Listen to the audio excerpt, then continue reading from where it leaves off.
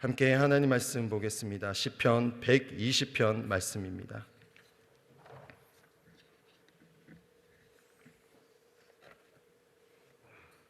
시편 120편 말씀 봉독하겠습니다. 내가 환난 중에 여호와께 부르짖었더니 내게 응답하셨도다. 여호와여, 거짓된 입술과 괴사한 혀에서 내 생명을 건지소서. 너 괴사한 혀여, 무엇으로 내게 주며 무엇으로 내게 더할꼬. 장사의 날카로운 삶과 로뎀나무 숯불이로다. 메색에 유하며 계달의 장막 중에 거하는 것이 내게 화로다. 내가 화평을 미워하는 자와 함께 오래 거하였도다. 나는 화평을 원할지라도 내가 말할 때에 저희는 싸우려 하는도다. 아멘. 오늘 효와 행복 제목은 세상을 화평케 하자입니다. 요절 말씀 함께 읽겠습니다. 나는 화평을 원할지라도 내가 말할 때에 저희는 싸우려 하는도다. 아멘. 전쟁을 좋아하는 사람은 없다. 그러나 전쟁을 싫어하는 것만으로는 평화를 이룰 수 없다. 세상을 화평케 하기 위해 보다 적극적으로 노력해야 한다. 본 시편은 화평을 이루기 위해 성도가 해야 하는 두 가지 행동을 교훈한다. 첫째, 성도는 화평을 미워하는 자 가운데서 오래 거하면 안 된다. 시인은 메색에 유하며 계달의 장막에 거한 것이 자신에게 화라고 말한다. 메색과 계달은 잔인하고 호전적인 민족이다. 호전적인 사람들은 별다른 이유 없이 사람들과 싸우려 한다. 그러므로 사람들 간의 다툼을 일으키는 사람들과는 분명하게 거리를 두어야 한다. 그렇다고 그런 사람들을 무조건 멀리하고 정죄하라는 말은 아니다. 예수님은 바리새인이라도 찾아와서 영생의 말씀을 구하면 평화의 복음을 주셨다. 우리도 예수님처럼 그들에게 적극적으로 평화의 말씀을 전해야 한다. 둘째, 성도는 화평케 해야 한다. 시인은 악인들의 거짓된 입술과 사악한 혀 때문에 어찌나 괴로웠던지 악인들의 혀는 용사의 날카로운 화살과 같고 악인들의 비방은 로뎀나무 숯불 같다고 말한다. 로뎀나무는 다른 나무보다 불이 빨리 붙고 가장 뜨겁게 오래 타는 나무로 비방자들의 혀는 지속적으로 타오르는 불길처럼 시인에게 치명적인 상처를 준다. 그럼에도 불구하고 시인은 그들에게 화평을 외친다. 피하거나 방관해서는 안 된다. 하나님은 성도에게 화목해 하는 직책을 주셨다. 내가 조금 손에 나더라도 화해를 이루는 밑거름이 되어야 한다. 화평케 하는 자는 하나님의 아들이 되는 복을 받는다. 역으로 생각하면 하나님의 아들 된 우리는 화평케 해야 하는 의무가 있다. 세상을 화평케 하는 평화의 도구가 되자. 아멘. 오늘 본문 말씀을 통해서 세상을 화평케 하자라는 제목으로 하나님 말씀 증거하겠습니다. 시편 120편은 성전 순례시로 분류가 됩니다. 성전 순례시는 문자 그대로 흩어져 있는 이스라엘 백성들이 유월절과 칠칠절과 그리고 장마절 같은 그 절기 때에 또한 기타 다양한 그러한 동시에 예루살렘에 찾아와서 성전을 향하여서 그 떠났던 모든 순례자들이 오늘 이 시를 불려졌다라고 이렇게 전해지고 있습니다. 즉 성전 순례시는 성전으로 올라갈 때 부르는 시였다라는 것입니다. 여러분, 성전으로 올라갈 때 여러분은 예배당에 오실 때 어떤 찬송을 부르셨나요? 오늘 이 본문은 이스라엘 백성들이 하나님의 전으로 올라갈 때에 순례길을 오를 때에 이 120편 노래를 불렀다라고 합니다. 그리고 이 시편 120편은 특별히 정의와 화평을 찾아서 순례길에 나서는 노래로서 비탄시에 해당됩니다. 본문 말씀의 구절을 먼저 보면 크게 세 단락으로 나뉘어집니다. 1절에서 2절, 그리고 3절에서 4절, 그리고 5절에서 7절, 이렇게 세 분류로 세 단락으로 나누어집니다. 1절에서 2절에는 기도응답과 거짓된 입술과 괴사로부터 간구하고 있는 시인의 노래가 담겨져 있고요. 그리고 3절에서 4절은 거짓된 입술과 괴사에 대한 심판에 대해서 노래하고 있습니다. 마지막 5절에서 7절은 거짓과 괴사로부터 떠나기를 결단하는 이 시인의 노래가 담겨져 있습니다. 이렇게 세 단락으로 나뉘어져 있는 이 시는 구약 시대 때 이스라엘 백성들이 하나님의 성전을 오를 때마다 이 노래를 불렀다라는 것입니다. 어떤 마음으로 성전으로 나아갔을까요? 누군가는 가슴 벅찬 마음을 안고 성전을 올랐을 것입니다. 그 성전에 임재하시는 하나님의 그 영광의 임재를 사모하면서 누군가는 전으로 올라갔을 것입니다. 설레이는 마음이 있었을 것이고요, 또 사모하는 마음이 있었을 것이고요, 여러 마음들이 이스라엘 백성들에게 있었을 것입니다. 그런데 오늘 본문 저자는, 이 시인은 성전을 올라가면서 하나님께 부르짖었다라고 말하고 있어요. 하나님 성전을 올라가고 있는데 부르짖음이 있었다는 것입니다. 여러분, 어떠한 상황에서 부르짖나요? 고통 가운데 있을 때예요. 아픔이 있을 때입니다. 환난이 있을 때입니다. 환난이 있을 때에 이 시인은 하나님께 부르짖습니다. 기쁨과 감사, 벅찬 가슴과 설레이는 마음이 아닌 부르짖음으로 성전을 향한 이 시인의 마음은 어땠을까요? 그리고 이스라엘 백성들을 이 노래로 하나님 성전 앞에 나아갔던 이스라엘 백성들의 마음은 어땠을까요? 오늘 저와 여러분이 이 말씀을, 본문을 보면서 우리 또한 하나님 앞에 나아갈 때에 이스라엘 백성들이 하나님 앞에 간절함으로, 사모함으로 나아갔던 것처럼 이 마음이 우리에게 회복되기를 예수님의 이름으로 축복합니다. 먼저 보고자 하는 것은 저자의 상황입니다. 첫 번째는 저자의 이 노래를 만드는 이 시인 곁에는 거짓말하고 속이는 자들이 있었을 때 이 노래를 불렀다라는 것이에요. 거짓말하고 속이는 자들이 어디에 있었나요? 자신의 삶의 현장에 있었다는 것입니다. 고난과 환난이 저 멀리 있는 것이 아니라 자신의 삶의 현장, 바로 곁에 있었다라는 것이죠. 그래서 그들에게로부터 거짓말하고 속이는 자들, 그들로부터 자신을 구해달라고 이 노래를 지었던 것입니다. 2절을 다시 한번 더 읽어보겠습니다. 시작.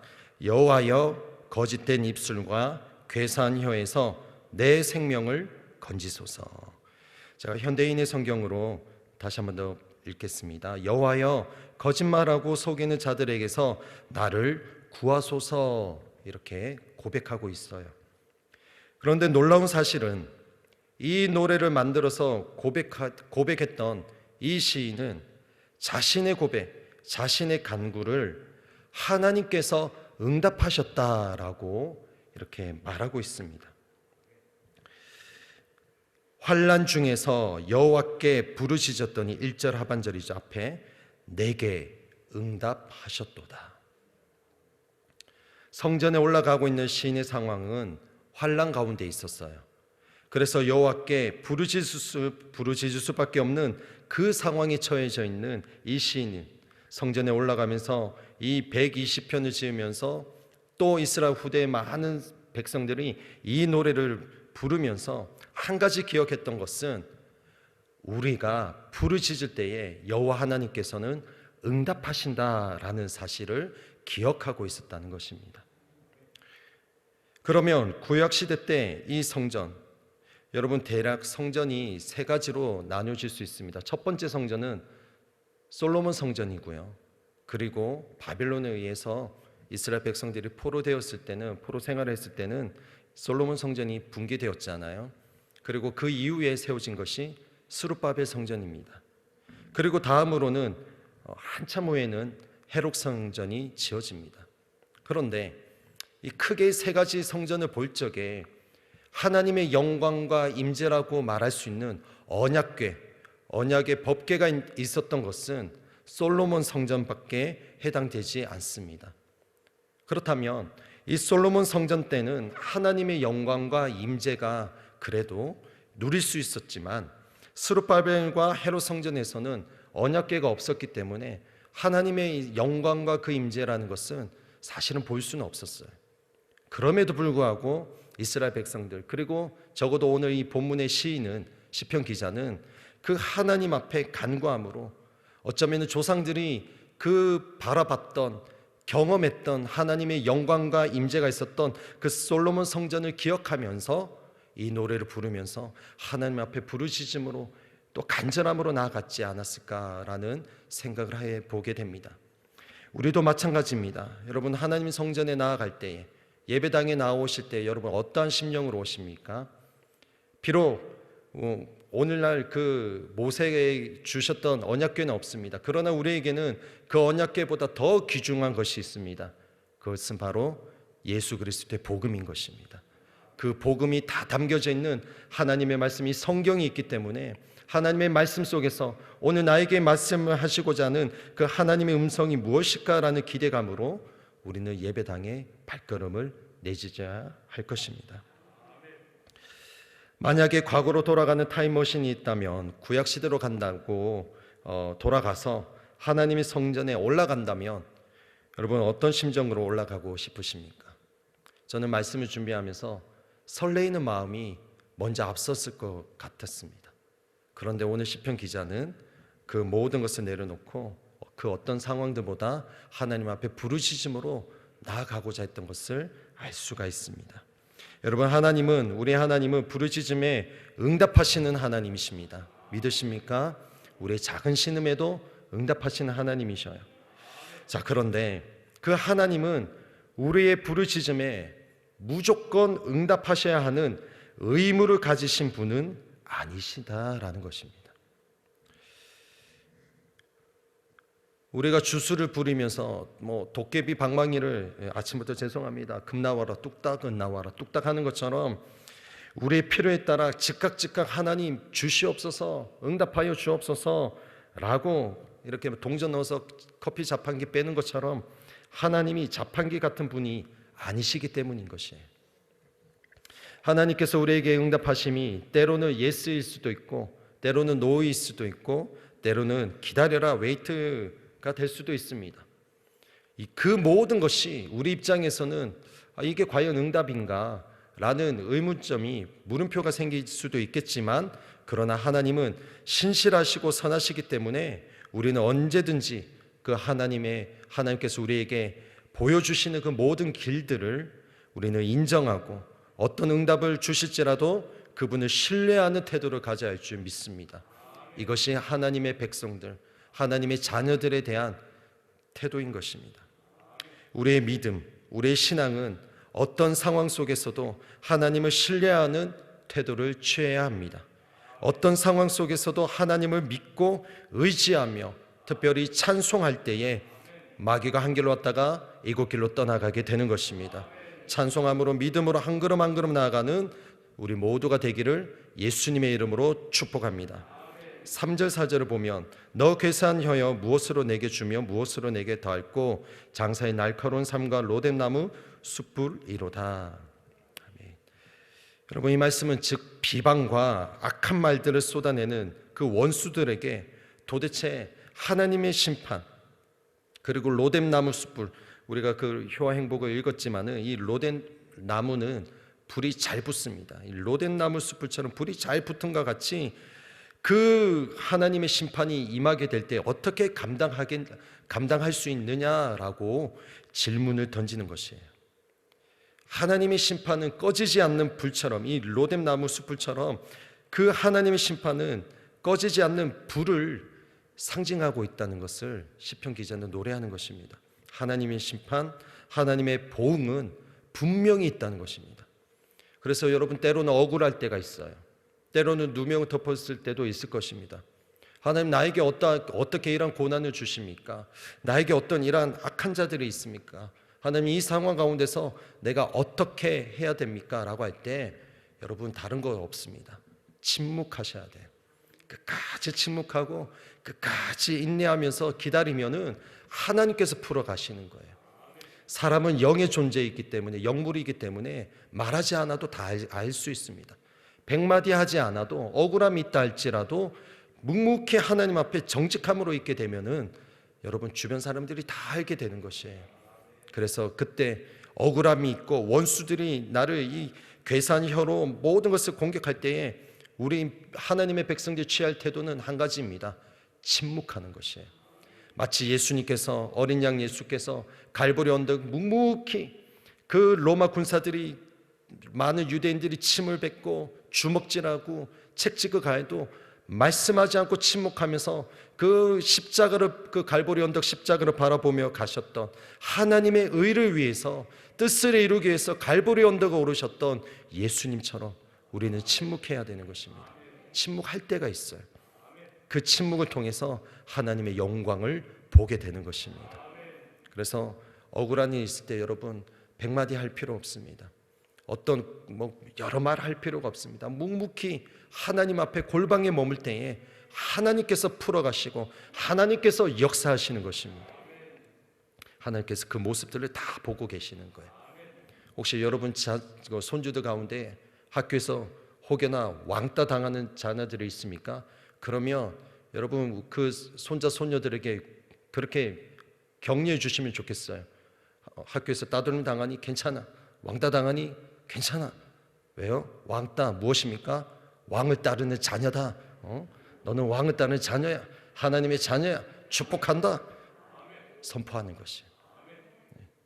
왕따를 당하더라도 하나님의 말씀을 부여잡고 묵묵히 있게 되면은 그 아이들이 다 보게 되는 것이에요. 침묵할 때 하나님이 역사하십니다. 5절 7절에 보면은 매색에 유하며 계달의 장막 중에 거하는 것이 내게 화로다. 내가 화평을 미워하는 자와 함께 오래 거하였도다. 나는 화평을 원할지라도 내가 말할 때에 저희는 싸우려 하는도다. 마지막으로 볼 부분은 여기 5절에 보니까 매색이 나옵니다. 여러분 매색은 창세기 10장에 나오는 10장에서 거명되는 사람입니다.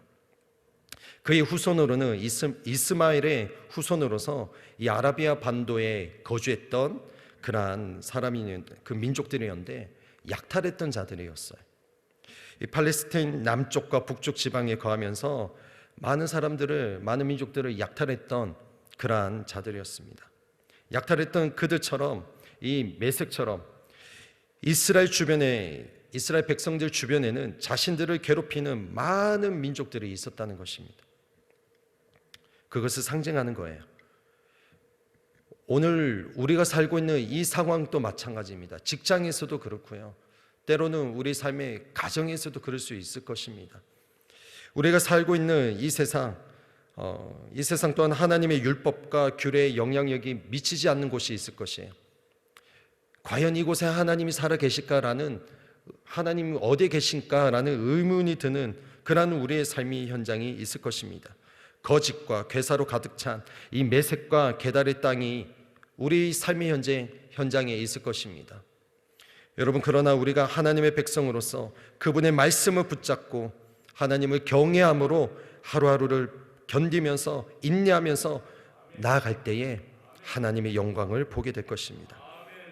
그때도 우리는 오늘 시편 기자처럼 무엇을 해야 되나요? 하나님께 부르짖어야 됩니다.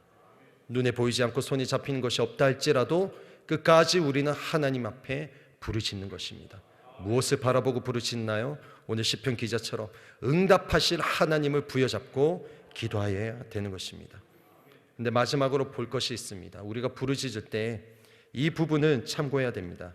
야고보서 4장 2절로 3절에 너희가 욕심을 내어도 얻지 못하고 살인하며 시기하여도 능히 취하지 못하나니 너희가 다투고 싸우는도다. 너희가 얻지 못하면 구하지 아니하며 구하여도 받지 못하면 정력으로 쓰려고 잘못 구함이니라. 우리가 때로는 구할 때에 혹여나 나의 정력으로 하나님 앞에 구하고 있지는 않은지를 돌아봐야 하는 것입니다. 하나님은 분명히 응답하시는데 야고보서의 말씀에 의하면은 응답이 되지 않을 때 우리가 돌아볼 때에 한 가지는 나의 정력으로 하나님 앞에 아뢰고 있지는 않은지를 꼭 점검해야 되는 것입니다.